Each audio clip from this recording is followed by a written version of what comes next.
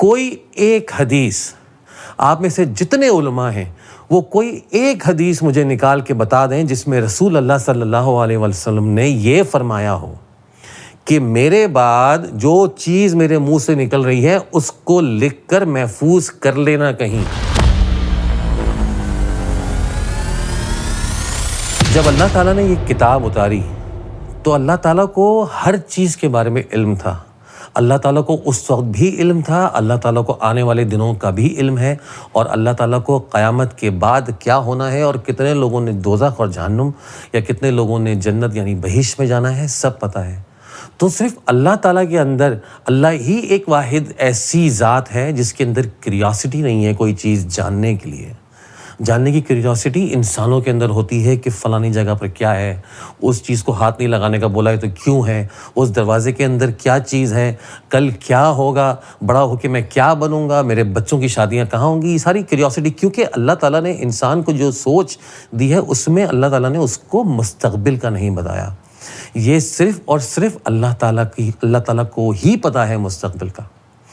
تو اللہ تعالیٰ نے جو قرآن میں لکھا مومن لوگوں کے لیے وہی چیز لکھی ہے جو آج کل یہ سارے مولانا اور سارے جو مفکرین اور سارے جو مفتی ہیں یہ سب وہ کام کر رہے ہیں، لیکن جس طریقے سے اللہ تعالیٰ نے لکھا اس طریقے سے وہ کام نہیں کر رہے۔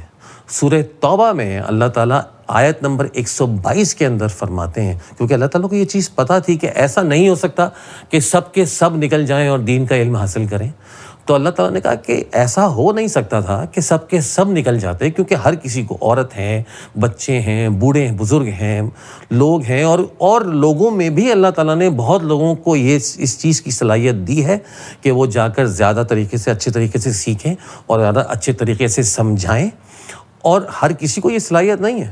تو اللہ تعالیٰ نے یہ چیز بول دی پہلے سے، اور اگر ہم یہ چیز آج سوچنا چاہیں تو ہم آج اس کو سوچ کر اس آیت کی بیس کے اوپر اس کو 100% لکھ دیں گے کہ ایسا ہو نہیں سکتا تھا کہ سب کے سب نکل جاتے، تو یوں کیوں نہ کیا کہ ہر ایک جماعت میں سے، کہ جیسے آپ اس ایریے میں ہو، دوسرے ایریے میں رہتا ہے، کوئی کہیں رہتا ہے سارے مسلمان، کہ ہر جماعت میں سے کوئی نہ کوئی کچھ اشخاص نکل جاتے جو کہ اللہ کے دین کو اور علم کو ٹھیک سے سیکھتے، تاکہ جب وہ واپس جائیں تو اپنی قوم کو اس چیز کے بارے میں ڈر سنائیں تاکہ وہ لوگ محتاط ہو جائیں۔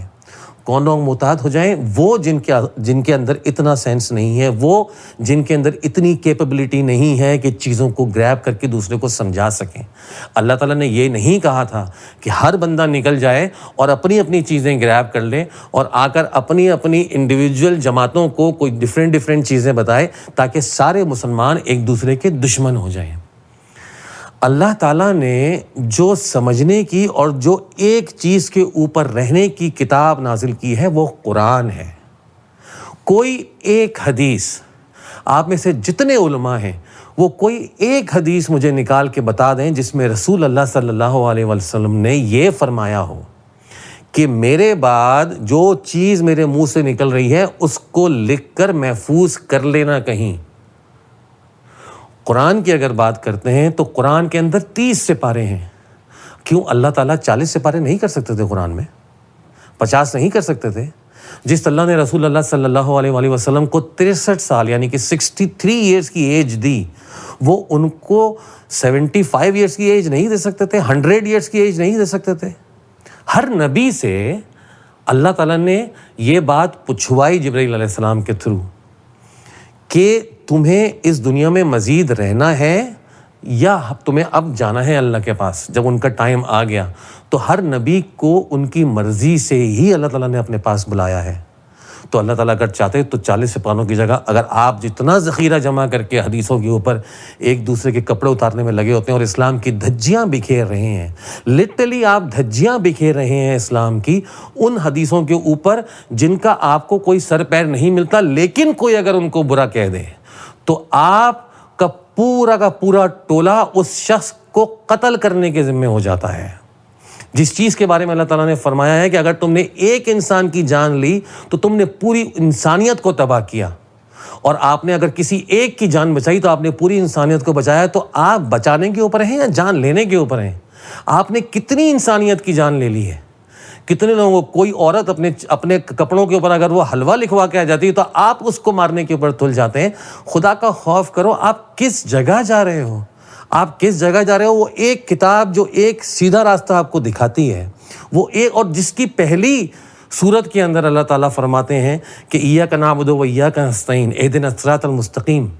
آپ اس چیز کو چھوڑ کر ہر وہ کام کر رہے ہو جو اسلام کو نیچے لے جانے والا ہے، اور اس کے اوپر آپ اپنے بڑے بڑے چینلز، بڑے بڑے پروگرامز اور بڑی بڑی چیزیں کرتے ہو اور آپس میں بحث کرتے ہو صرف اس ایک کتاب کو چھوڑ کر، جس کتاب کو آپ نے سب سے اوپر رکھنے کی ضرورت ہے، جس کتاب کو آپ نے سب کے سامنے رکھنا ہے کہ بھائی پہلے اس کو فالو کرو. اس کو فالو کرو گے تو ہی تمہاری زندگی بننی ہے. اس کو فالو کرو گے تو ہی تم سیدھے راستے پر رہو گے اور ایک راستے پر رہو گے، ایک جماعت بن کر. اور اللہ تعالیٰ نے یہی فرمایا ہے کہ سب نکلتے اور سب اپنا علم حاصل کرتے اور واپس جاتے اور ایگزیکٹلی سیم چیز ہی بتاتے. کیونکہ اگر ایک کتاب سے پڑھ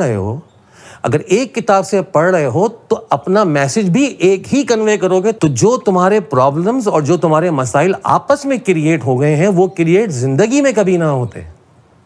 خدا کے لیے مل کر اس مہم کو آگے بڑھاؤ. خدا کے لیے مل کر اس کلام کو آگے لے کے جاؤ. خدا کے لیے اس کتاب کا جو اصل مقصد ہے وہ اپنے آنے والی جنریشن کو بتاؤ. اگر آپ کے پاس پاور ہے، اگر لوگ آپ کو سمجھتے ہیں، اگر لوگ آپ کو جانتے ہیں، اگر لوگ آپ کو ویو کرتے ہیں، تو آپ کو چاہیے کہ آپ جو رائٹ چیز ہے وہ بتائیں، نہ کہ آپ آپس میں اختلاف شروع کر دیں.